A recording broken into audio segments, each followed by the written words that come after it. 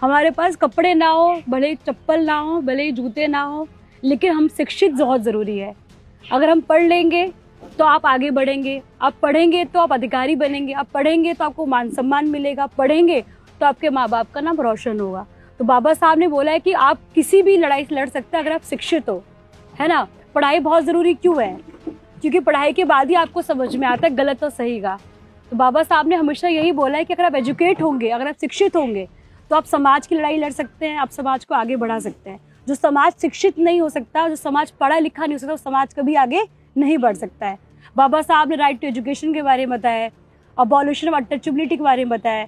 हमारे समाज में पहले आप लोग को पता होगा कि बहुत छोटे हो, पर मैं सिंपल लाइन में बताऊंगी कि अगर आप यहाँ एक प्लेटफॉर्म पे बैठे हो, सब साथ में बैठे कि नहीं बैठे हैं?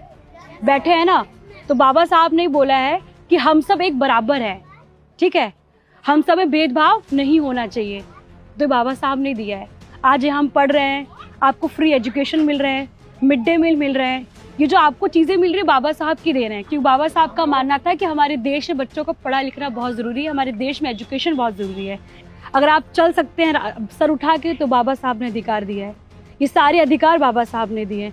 तो हम कॉन्स्टिट्यूशन की बात इसलिए कर रहे हैं बिकॉज कॉन्स्टिट्यूशन से देश चल रहा है और उसी कॉन्स्टिट्यूशन की वजह से आज और हम इस देश में आज़ाद हैं, बोल सकते हैं, अपनी बात रख सकते हैं। ठीक है, समझ में आया? तालियां।